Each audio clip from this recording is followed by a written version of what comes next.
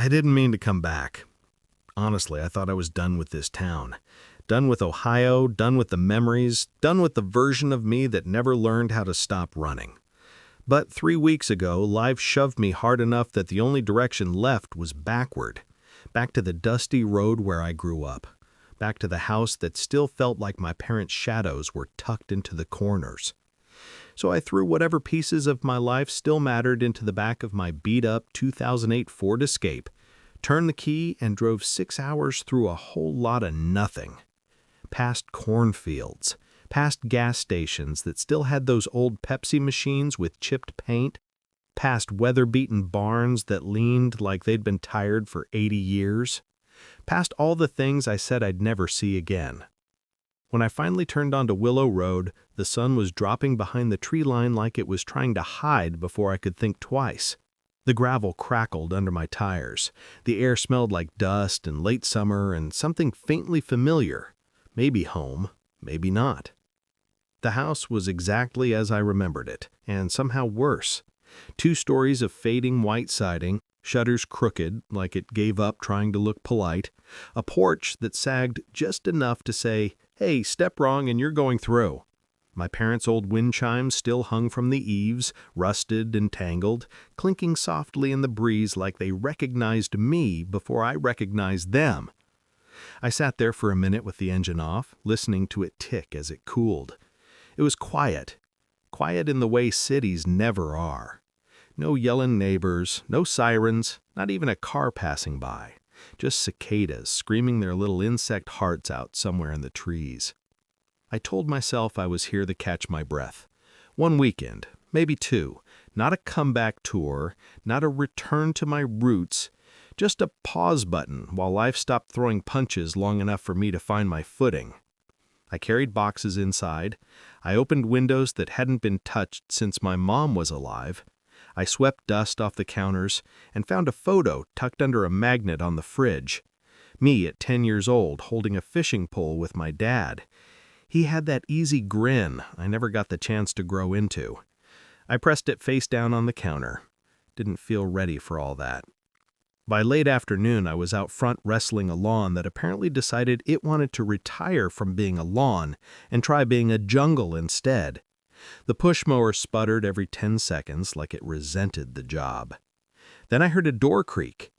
I didn't look up at first, not until a voice drifted over the yard, soft and familiar enough to freeze me mid-push. "Eli?" I turned. And there she was. Harper Lane. I hadn't seen her in 12 years, but the recognition hit hard, like a memory you forgot you left unlocked. She walked across her porch, holding a mug, steam swirling in the golden light. Her hair, chestnut and messy, was tied in a loose bun with strands falling around her face.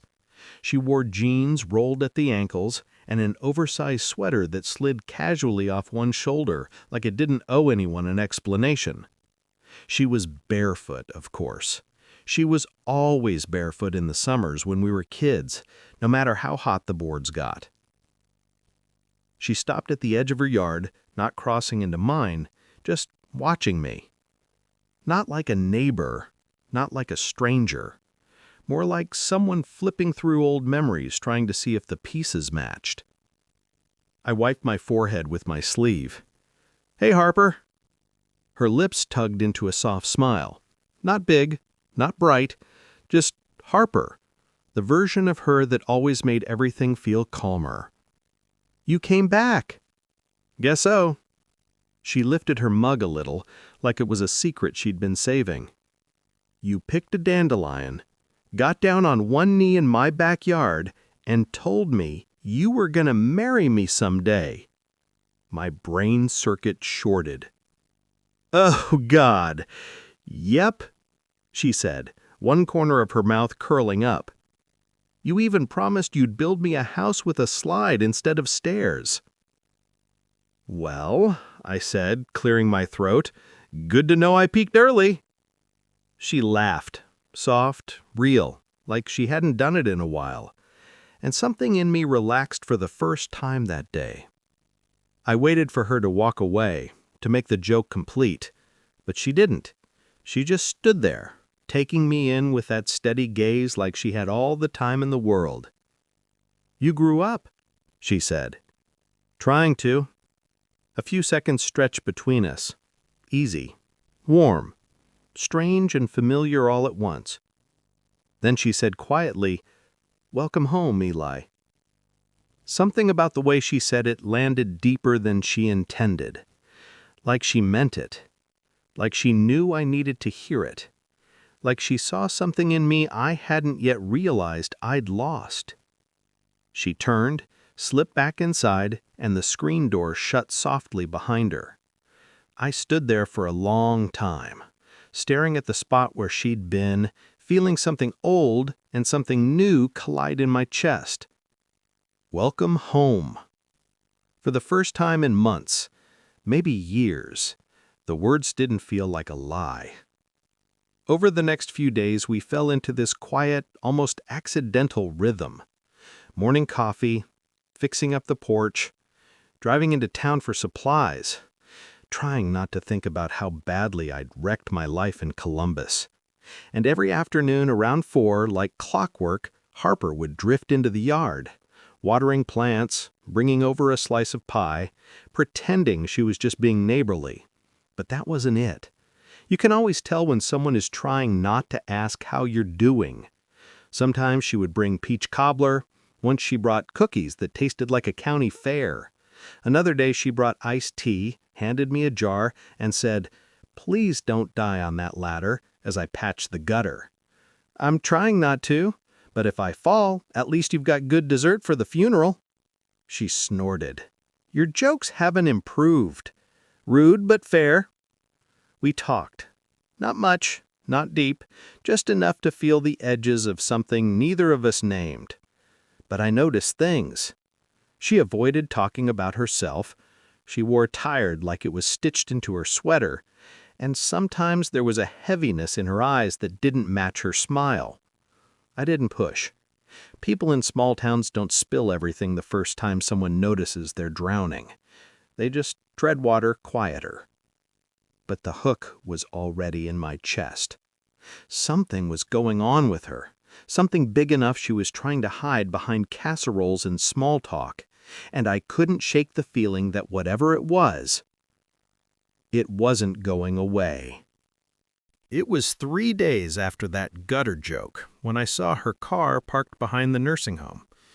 I hadn't meant to be there. I was just taking the long way back from the lumber yard, trying to delay returning to a house that felt too big for one person and too quiet for someone who couldn't stand silence.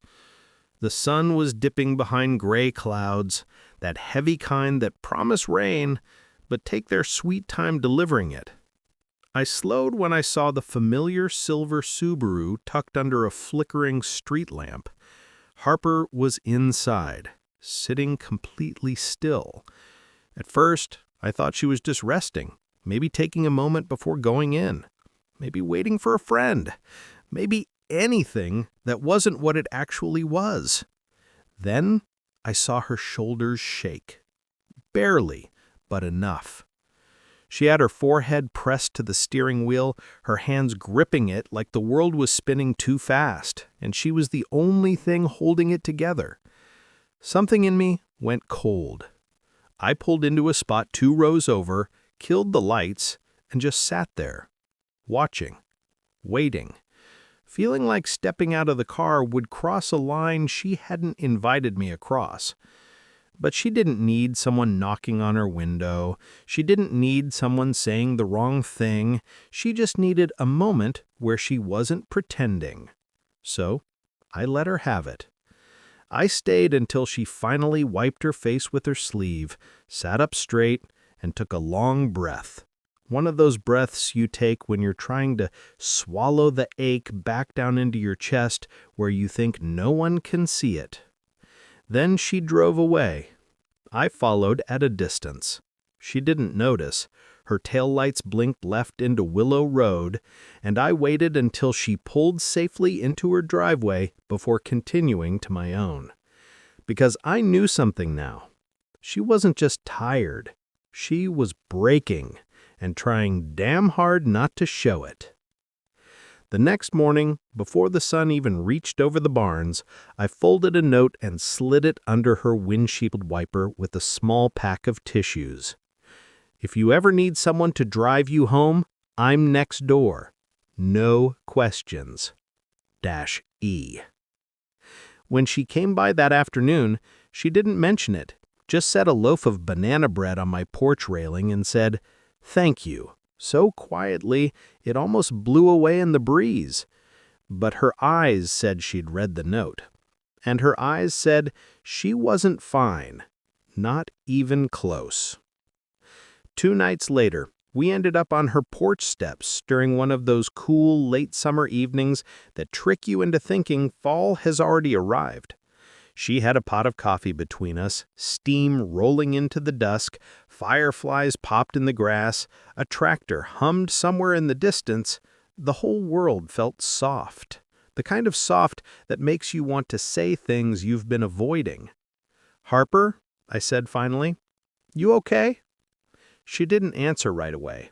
Her thumb traced the rim of her mug like she was debating whether the truth was worth the risk. "I haven't had anyone ask me that, honestly, in a long time," she said. I stayed quiet. Sometimes silence opens doors louder than questions. She drew in a slow breath. "My dad has dementia." The words weren't sharp or broken. They were flat, like she had worn them smooth from repeating them for years. "Some days he remembers me. Some days he thinks I'm my mom. Some days he asks where little Harper is and why she hasn't come home yet." "That's a lot," I said softly. She gave a humorless smile. 10 years of it. 10 years of watching someone you love disappear while still sitting right in front of you. My chest tightened. She'd go every day, every single day, even when he forgets me 5 minutes after I leave, even when he has no idea I exist, because if I don't go, then he's... She cut herself off, jaw tightening. "You don't have to explain," I said. She shook her head. "I do." Her voice trembled for the first time. "I had a fiancé once. Nathan. We were planning a fall wedding. He was patient, kind, said he understood. And then, one day, he didn't." She looked down at her coffee. "He left neatly, quietly, the way you return a library book. Just put me back on the shelf and walked away." I swallowed hard. "He told me he couldn't spend the next decade waiting for my life to get easier," she whispered. "I guess I didn't blame him, but after that I stopped telling people when I was tired or lonely or drowning, because no one likes the girl with the forever responsibility." A thick silence stretched between us. "I don't want pity," she added quickly. I sometimes forget what it feels like for someone to actually notice I'm not okay." I set my hand on the step beside hers, not touching, just close enough to show I was there and wasn't going anywhere. "I notice," I said. She looked at me then, really looked, and whatever she saw must have been enough because she didn't pull away. The porch light buzzed softly above us. A breeze rustled the leaves. Somewhere inside the house, a floorboard creaked. "You ever feel like you're the only person holding the whole world up, and if you stop for even one day, everything falls apart?" I said, "Yeah, more than I want to admit." She nodded once, like she'd been waiting for someone to say that. Then she whispered, "Sometimes I don't want to be alone in it." Her voice wasn't fragile. It wasn't even loud. It was just honest in that small, terrifying way honesty is when it's been locked up too long. I wished I could fix it, wished I could promise something hopeful or magic or comforting. But all I said was, "You don't have to be." Her eyes softened, just a little, and she leaned back against the porch railing. We didn't talk again for a while. We didn't need to. The storm hit 2 days later. One of those sideways rain, sky-ripping, thunder-shaking-your-teeth storms. The kind that makes the power flicker and the walls groan like the house is thinking about packing up and leaving too. I was half asleep on the couch, watching a baseball game I wasn't paying attention to, when I heard it. 3 soft knocks, barely audible under the rain and wind. I opened the door. Harper stood there, soaked through, water dripping from her hair and coat, a glass casserole dish clutching in her hands like it was a life raft. "You walked over here? In this?" I asked, stunned. "It wasn't raining when I left," she said weakly. I stepped aside. "Get in here before you turn into ice." She shivered as she slipped off her coat. Underneath, she wore a black sweater and jeans, both damp, clinging in ways that my brain malfunctioned for a second before I ordered it to behave. "Do you want a towel?" I asked. "I want central heating," she muttered, rubbing her arms. I grabbed one of my mom's old quilted towels and handed it to her. She dried her face, then stood there hugging the towel like she was trying to hold herself together. "I really did make too much," she said, quieter now. "And I didn't want to eat alone again." Those last 2 words cracked open something in the room. Something in me, too. We ended up eating at the kitchen table with mismatched forks and the storm pounding against the windows like something alive. The lasagna was incredible. Warm, cheesy, comforting in a way that felt almost unfair. We ate in silence, the kind that felt safe. Then, halfway through her second bite, she set the fork down. "You asked me the other night," she said softly. "About what?" I asked, even though I knew. "About the marrying thing." My heart thumped once hard. "I wasn't expecting an answer," I said. "I know." She ran her finger along the rim of her plate. "But I want to tell you anyway." I nodded, staying quiet. "When you were 10, you gave me this tiny purple ring from one of those plastic machines outside the grocery store. Told me you'd marry me someday so I'd never have to be sad again." I let out a breathy laugh. "Sounds like me." She said, "I kept that ring." I froze. "I'm not telling you because I expect anything," she continued quickly. "It's just, you were the last person who ever promised me anything with their whole heart and actually meant it, even if you were a kid." Her eyes glistened, but she didn't. The morning after the storm felt too bright for what happened the night before. The sky was scrubbed clean, the air sharp with that wet earth smell you only get after a night that tried to tear the world apart. You'd never guess a soaked, shivering Harper had been curled into my shoulder less than 12 hours earlier, whispering her fears into the collar of my shirt. But she was gone before I woke up. No footsteps. No coffee mug in the sink. No soft, "Mornin', Ian," like something out of a movie. Just a note on the counter, written on the back of an old grocery receipt. "Lasagna reheats better with extra cheese. Thank you for last night. H." Simple. Clean. Distant. Like a door carefully closed. I stood there staring at it for way too long, trying to decode the handwriting like it was some ancient script that would reveal what she really meant. Thank you for last night. Was that gratitude or goodbye? I didn't know.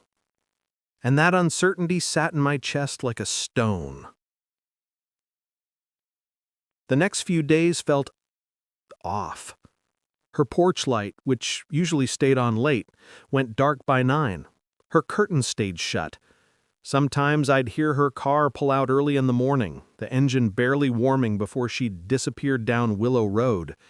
She'd wave if she saw me, but it was the kind of wave you give a stranger on a hiking trail. Polite, quick, safe. The space between our houses felt wider than it ever had, like someone stretched the whole damn street between us overnight. I didn't push, partly because I'm not stupid, mostly because I know what retreat looks like. I've done it enough times to recognize it in someone else. So instead, I worked. I threw myself into fixing the house, replacing cracked shingles, reinforcing the porch steps, repainting the shutters that looked like they hadn't felt love since the Bush administration. I said yes to a local construction gig. The pay wasn't amazing, but the hours were real, and the muscles I hadn't used in years started remembering they existed. By the 3rd day, my body hurt in that good way, the kind that makes you feel like you're building something instead of falling apart. But every time I hammered a nail, I caught myself glancing toward Harper's kitchen window. And every time I did, the window stared back at me like a blank page. On the 4th morning, I was replacing a broken picket on the fence that separated our yards when I heard her porch door creak open. I didn't look up, not at first. "You don't have to fix my fence," she said quietly. Her voice told me everything before I even turned around. Soft, tired, but trying. "I'm fixin' mine," I said, tapping the nail into place. "Yours just happens to be in the way." A beat of silence, then another. I finally stood and faced her. She stood at the bottom of her porch steps, wrapped in an old, faded university hoodie, hair pulled back in a messy knot that looked like she'd given up halfway through. She wasn't wearing makeup, not that she ever wore much, but today her eyes looked bare in a different way.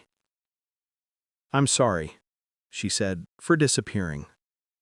"Yeah," I replied softly. "I got scared." "Of what?" Her eyes flicked to the fence, then to the ground, then eventually back to me. "Of wanting something I'm not sure I'm allowed to want." My grip tightened on the hammer. "You're allowed to want whatever you want, Harper." "You say that like it's simple." "It is simple. People complicate it." She stepped into the yard. Barefoot, of course. Dew on the grass beating around her toes. It hit me how small she looked.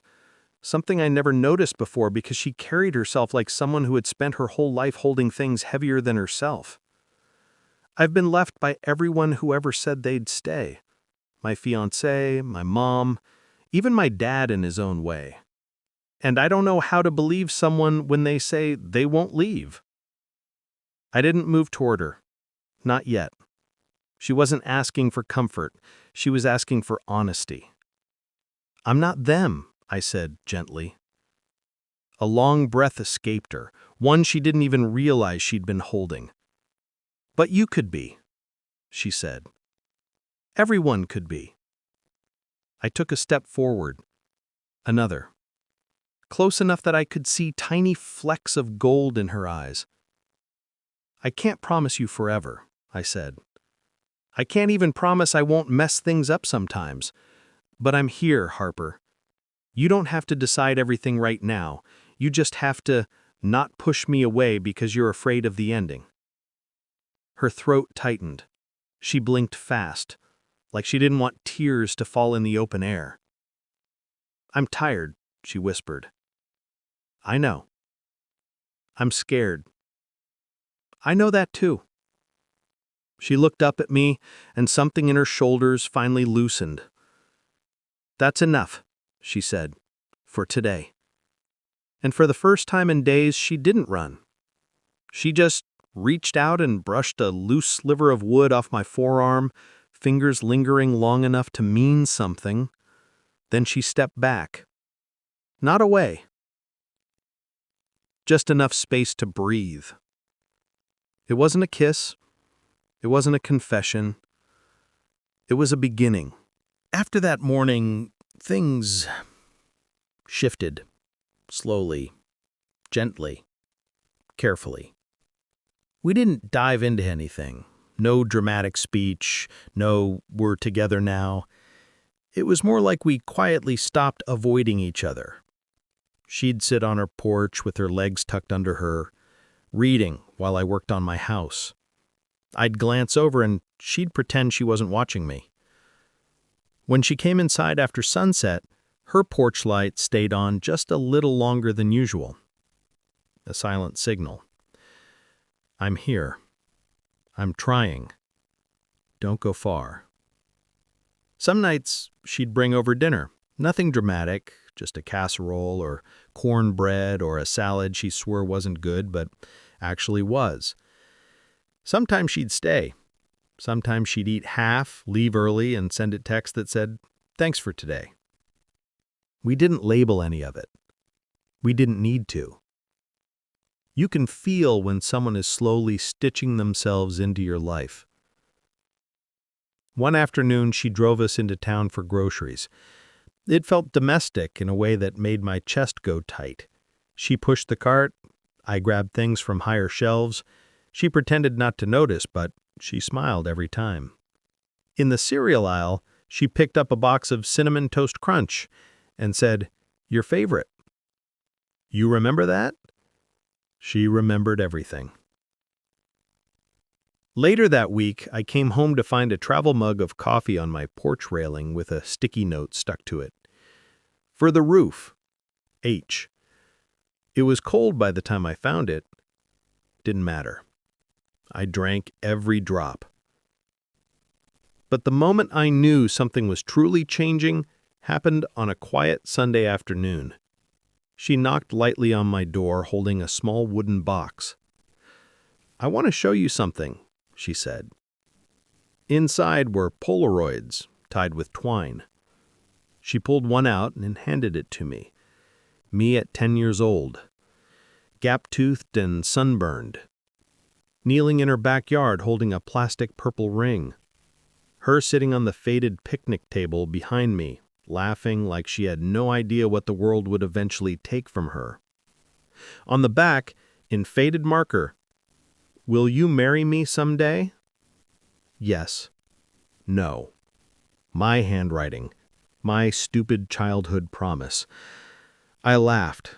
Hard. But she didn't. She watched me with that soft, steady gaze she used only when something mattered. She said, "I kept it, not because of the promise, but because of the way you looked at me that day, like I was someone worth choosing." The room went still. I set the photo down gently. I said, "Harper, I'm not trying to bring back the kid who wrote that." She said, "I know." I said, "I'm trying to be the man who keeps showing up now." She blinked, slow and full, like the words hit someplace deep. She said, "I don't need forever. I just need someone who doesn't disappear." I said, "I'm here, today, tomorrow, and the day after that if you'll have me." She didn't answer with words. She just stepped close, rested her forehead against my chest, and let herself lean, really lean, like she finally believed I wouldn't step back. And for the first time since moving home, I felt the house breathe with us, like it had been waiting, like it knew what was coming, like it had always known the space between our two doors wasn't empty, just unfinished. Autumn showed up slowly, like it wasn't sure it was welcome. First, it chilled the mornings, just enough that breathing felt sharper. Then it painted the tips of the maple leaves gold. Then it started dropping those gold leaves one by one onto both our lawns, like it didn't care where one yard ended and the other began. Kinda how things were going with us. We weren't together, not officially, not out loud. But everything between us had softened into this quiet rhythm that made it feel like an unspoken agreement we were both too afraid and too comfortable to break. Most mornings I'd wake up to the sound of her Subaru pulling out before sunrise. Nursing home days, the hard ones. On those mornings, I'd leave something small on her porch step, sometimes a thermos of coffee, sometimes a granola bar with a dumb sticky note that said, "Don't starve." Sometimes a single maple leaf I'd found that looked too damn pretty to step on. She never said anything about those things, but she stopped locking her screen door, which in small towns is basically a confession.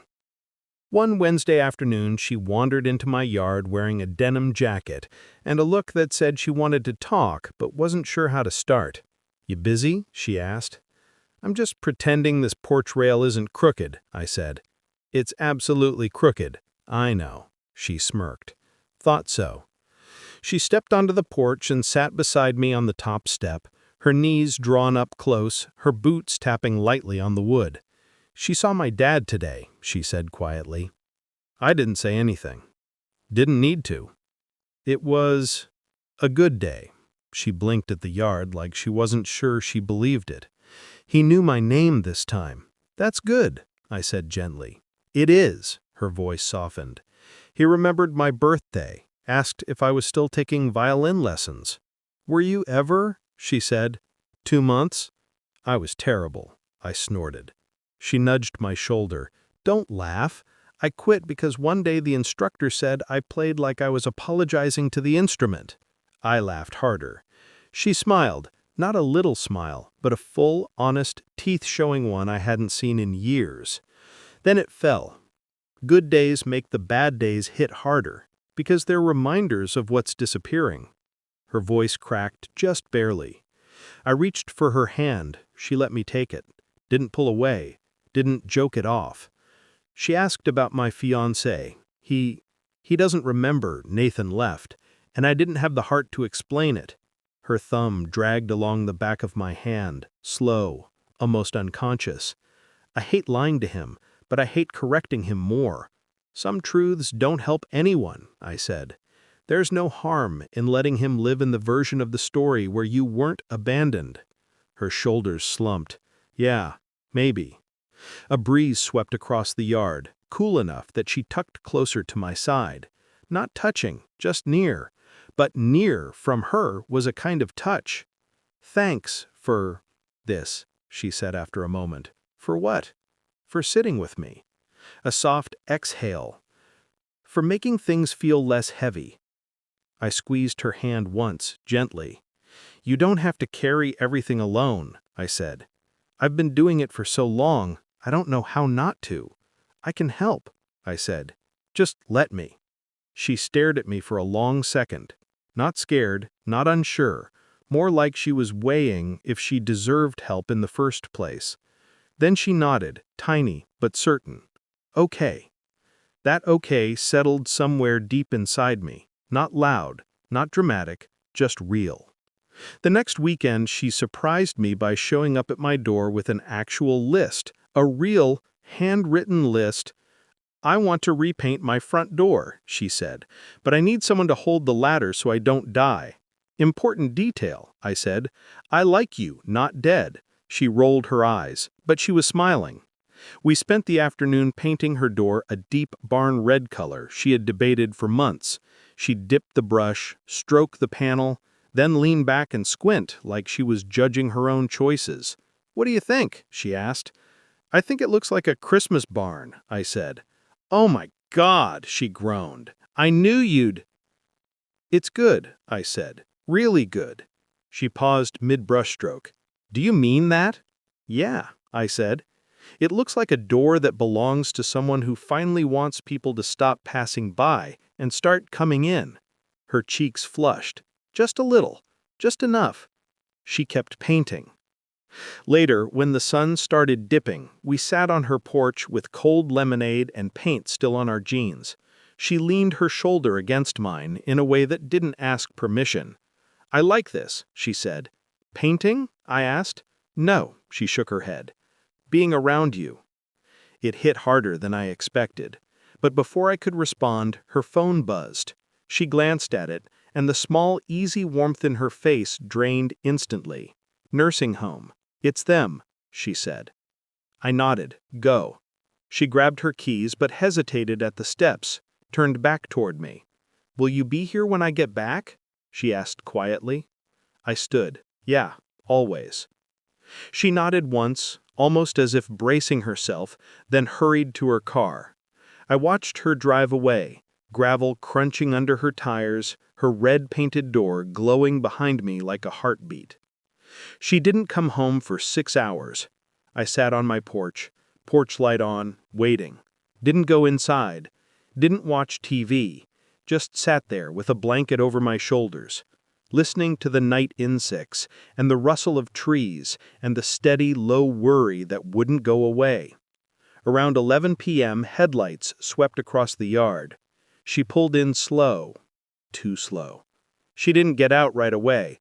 She sat in the car with the engine running, hands on the wheel. I waited. Eventually she stepped out, shut the door quietly, and walked across the grass towards me, not towards her house.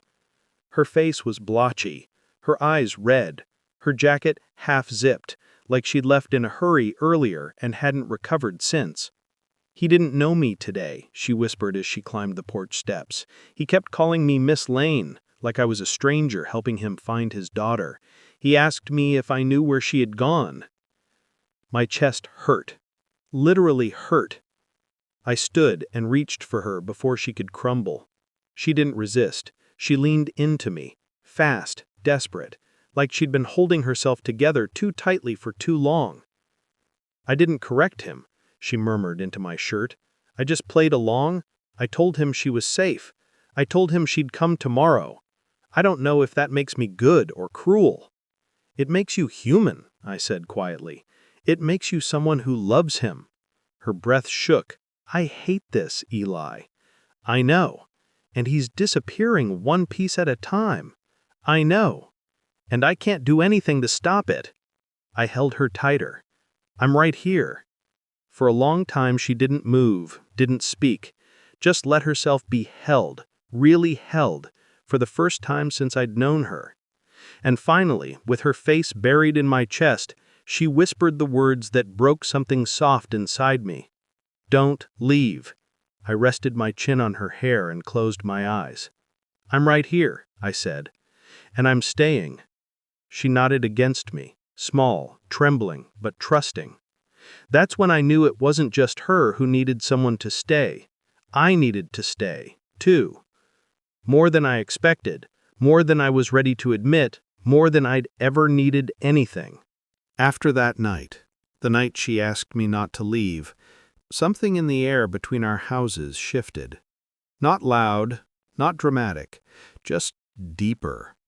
Like the soil underneath us had finally settled after months of trembling. We didn't talk about what happened. We didn't try to define anything. And maybe that's why it worked, because neither of us asked the other to be more than they could manage. But we acted different. She'd knock on my door just to hand me a mug of coffee and walk away. I'd fix things around her house without asking. Not big things, just the annoying ones that make life feel heavier. The sticky window, the loose mailbox hinge, the flickering hallway light. She'd leave small things on my porch railing. A cookie wrapped in foil, a charger she found I'd forgotten, a library bookmark with a pressed leaf inside. Nothing big, nothing declared, just enough to say, "I'm here. I'm trying. Don't pull away." One late October afternoon, she texted me something that pulled the air from my lungs. "Can you come with me today? To see Dad?" She'd never asked that before. I didn't even text back, "Yes." I just grabbed my jacket and crossed the lawn. When she opened the door, she had that same expression people wear standing outside a hospital room, like they're trying to brace for impact without knowing where the hit will come from. "Ready?" she asked softly. "Yeah," I said. But I don't think either of us were. The nursing home was warm, the way artificial heat always is, comfortable, but not comforting. We walked through the halls slowly, the smell of disinfectant mixing with old carpet and whatever soup they'd served for lunch. She squeezed my jacket sleeve once.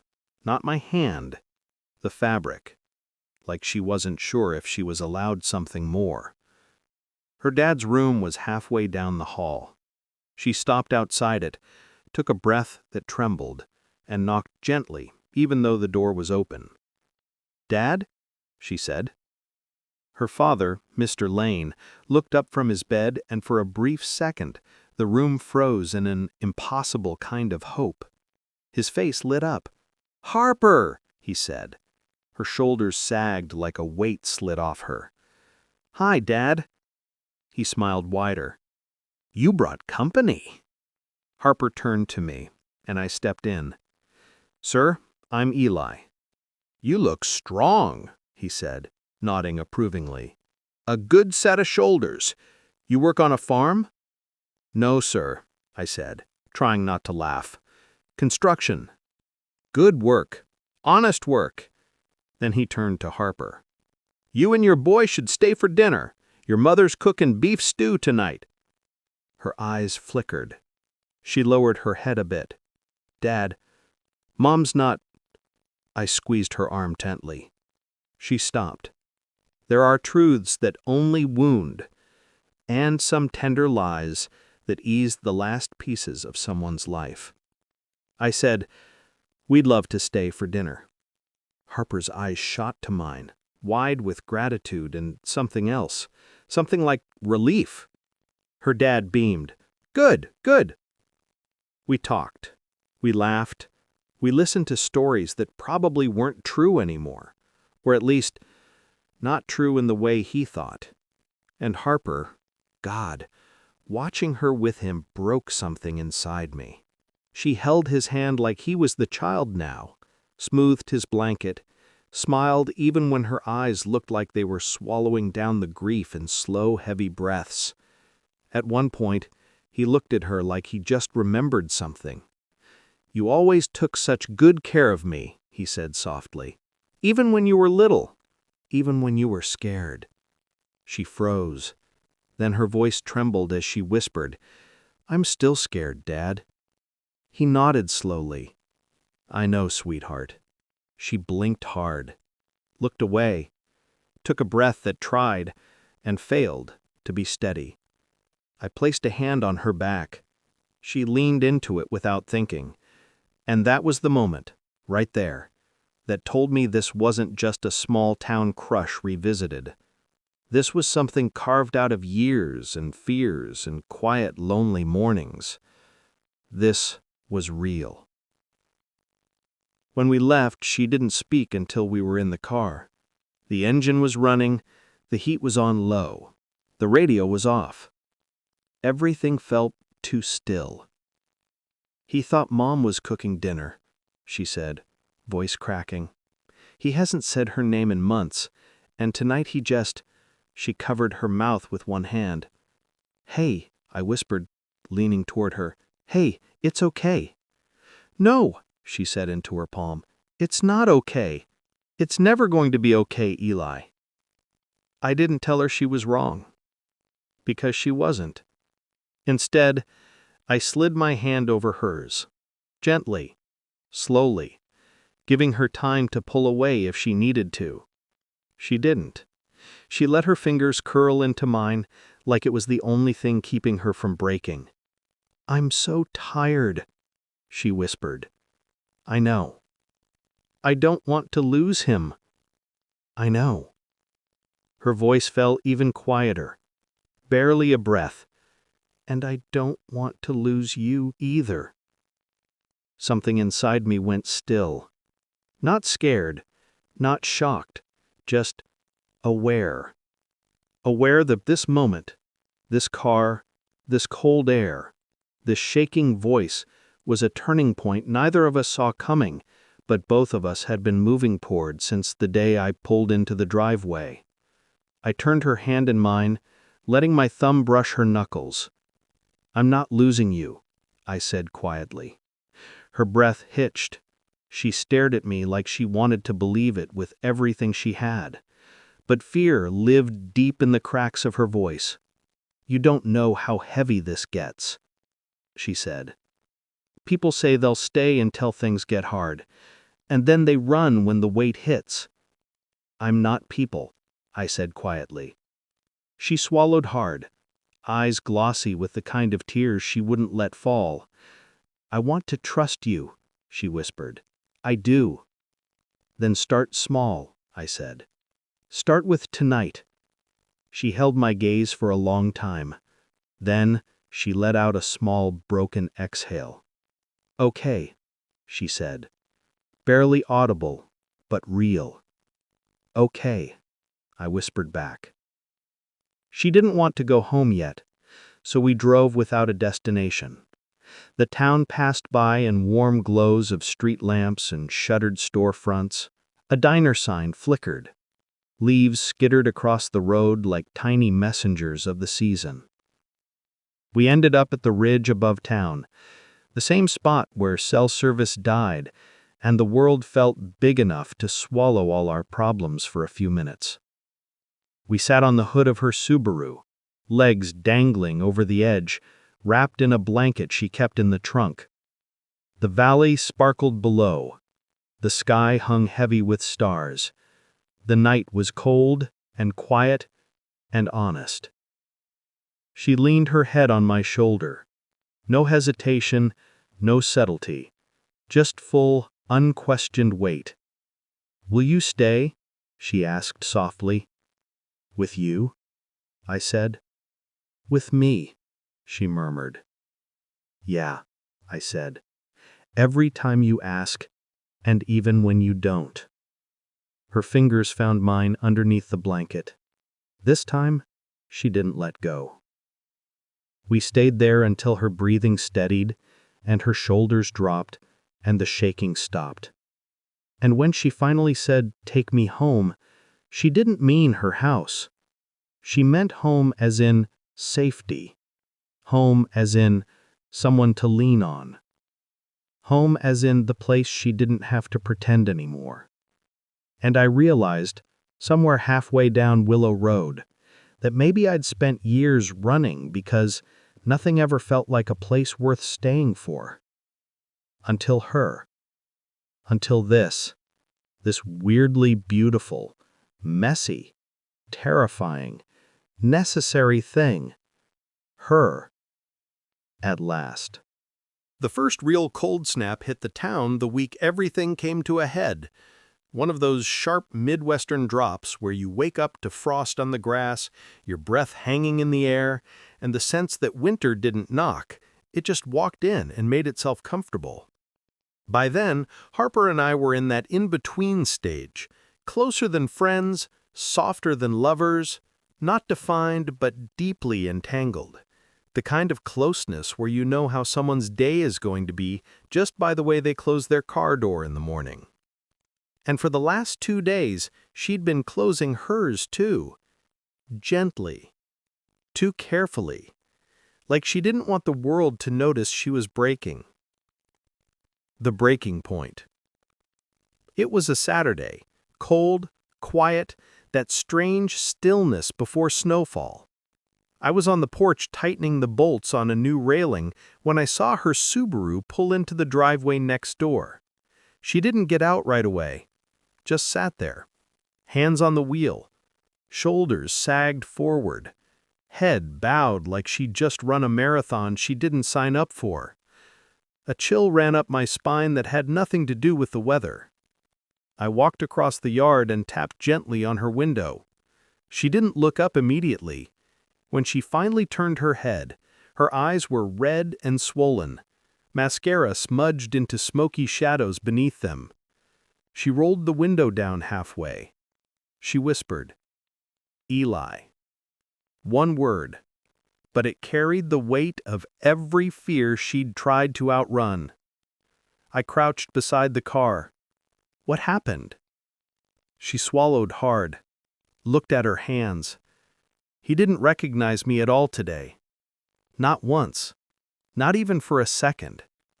My stomach sunk. She pressed her hand to her mouth like she needed to physically hold her grief in place. She said, "He thought I was a nurse. He said he hoped his daughter was having a good life somewhere. He said he wished she'd visit him more. My heart clenched. Hard. She blinked fast, but tears still slipped through. She whispered, "I sat there for an hour, pretending not to be his daughter, and I told him she loved him very much. I told him she'd be back soon." Her breath stuttered. And he smiled. He smiled because he thought I wasn't me. She broke then. Fully. Completely. The kind of break no one should ever carry alone. I opened the car door gently, helping her out as if I might shatter if I moved too fast. She collapsed into my arms before I even had time to speak. "I'm losing him," she sobbed into my jacket, piece by piece, and I don't know how to live with that. I wrapped my arms around her, holding her tight, grounding her in a world that kept slipping through her fingers. "I'm right here," I whispered into her hair. "I'm right here." And in that moment, I meant it more than I'd ever meant anything. The night she finally let go. She stayed with me that night. Not planned, not romantic, just necessary. She curled into my couch with a blanket over her knees while I made us tea we barely touched. Her eyes followed me as I moved around the kitchen, like I was the last familiar thing in a world that stopped making sense. At one point she said softly, "I'm sorry you have to see me like this." I said, "You don't have to apologize." She whispered, "I hate crying." I said, "Then cry here, where it's safe." Her eyes filled again, but she didn't look away. And something shifted then. Something subtle, but permanent. A thread crossing the invisible space between us, stitching us into something that felt unbreakable. She slept in my bed that night. Not with me, just next to me, her back against my chest, her fingers curled loosely around my wrist like she was afraid sleep might steal me away. Every few minutes, she'd jolt awake in a quiet panic until I murmured, "I'm here," and she'd settle again. I barely slept. Didn't want to. I wanted to be awake for every moment she needed me. A winter made for two. From that night on, things changed. Not suddenly, not loudly, but something in her softened. She stopped pulling away, stopped building walls from habit, stopped apologizing for being human. We fell into a new rhythm, a real one. She'd stay at my place after long days at the nursing home. I'd leave coffee at her door when she had early shifts.